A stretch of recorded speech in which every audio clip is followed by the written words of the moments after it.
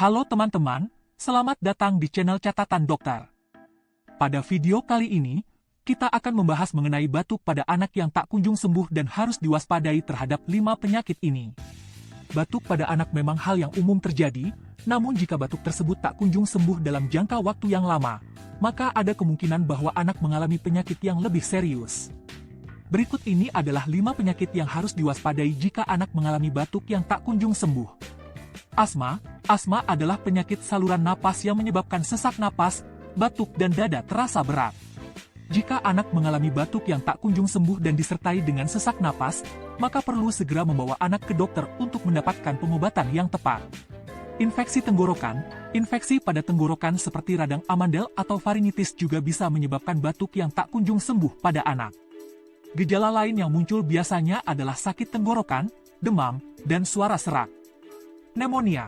Pneumonia adalah infeksi paru-paru yang bisa menyebabkan batuk, demam, dan sesak napas pada anak. Jika anak mengalami batuk yang tak kunjung sembuh dan disertai dengan demam tinggi, maka perlu segera membawa anak ke dokter. Tuberkulosis. Tuberkulosis atau TB adalah penyakit yang disebabkan oleh bakteri yang menyerang paru-paru dan bisa menyebar ke organ tubuh lainnya. Anak yang mengalami batuk yang tak kunjung sembuh dan disertai dengan penurunan berat badan, demam, dan kelelahan harus segera dibawa ke dokter. Kanker paru-paru. Kanker paru-paru pada anak memang jarang terjadi, namun tetap perlu diwaspadai jika anak mengalami batuk yang tak kunjung sembuh dalam jangka waktu yang lama dan disertai dengan gejala lain seperti penurunan berat badan dan kesulitan bernapas. Teman-teman, itu tadi adalah 5 penyakit yang harus diwaspadai jika anak mengalami batuk yang tak kunjung sembuh. Jangan tunda-tunda untuk membawa anak ke dokter jika mengalami gejala-gejala tersebut.